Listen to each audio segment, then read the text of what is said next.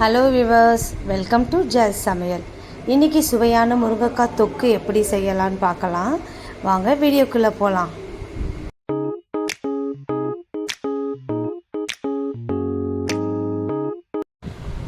Stove on பண்ணி வானலை வச்சுக்கோங்க. அதில் தேவையான அளவுக்கு எண்ணெயை ஊற்றிக்கோங்க. எண்ணெயை ஊற்றினதுக்கப்புறம் பார்த்திங்கன்னா எண்ணெய் சூடான உடனேயும் அதில் பெருஞ்சீரகம், கொஞ்சம் கடுகு எதையும் ஆட் பண்ணிக்கோங்க. ஆட் பண்ணி அதில் பொரியட்டும். பொரிஞ்ச உடனே ஒரு 2 வெங்காயத்தை பொடிசாக கட் பண்ணி அதனோடு சேர்த்துக்கோங்க. சேர்த்து அதை நல்லா வதக்கி விடுங்க. வெங்காயம் பொன்னிறமாக ஆனதுக்கப்புறம் ஒரு 3 தக்காளி எடுத்து அரைச்சி அதையும் அதோடு சேர்த்துக்கோங்க. 3 தக்காளியும் சேர்த்து நல்லா அதை வதக்கி விடுங்க. தக்காளியில் இருக்க தண்ணியெல்லாம் கொஞ்சம் வற்றி வரட்டும்.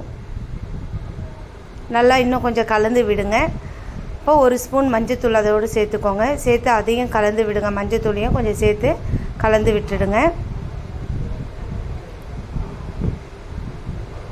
இப்போ பார்த்திங்கன்னா தக்காளியில் இருக்க தண்ணி வற்றிடுச்சு. இந்த டைமில் தேவையான அளவுக்கு முருங்கைக்காயை எடுத்து அதை நல்லா உங்களுக்கு ஏற்ற சைஸில் கட் பண்ணி அந்த முருங்கைக்காயை அதனோடு சேர்த்து நல்லா கலந்து விட்டுடுங்க.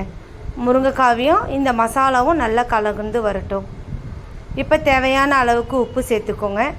உப்பு சேர்த்து மறுபடியும் அதை ஒரு தடவை கலந்து விடுங்க நல்லா. இப்போ பார்த்திங்கன்னா நல்லா கலந்தோடனே இந்த முருங்கைக்காய் இந்த கொஞ்சம் அந்த இதில் வேகிற அளவுக்கு நல்லா இன்னும் கொஞ்சம் கலந்து விடுங்க. இந்த டைமில் காரத்துக்கு ஏற்ப மிளகாய்த்தூள் சேர்த்துக்கோங்க. சேர்த்துட்டு ஒரு 2 கிளாஸ் தண்ணி அதில் சேர்த்துக்கோங்க. சேர்த்து நல்லா கலந்து விடுங்க. கலந்து விட்டோடனே இந்த தண்ணியில் இந்த முருங்கைக்காய் நல்லா வெந்து வரும்.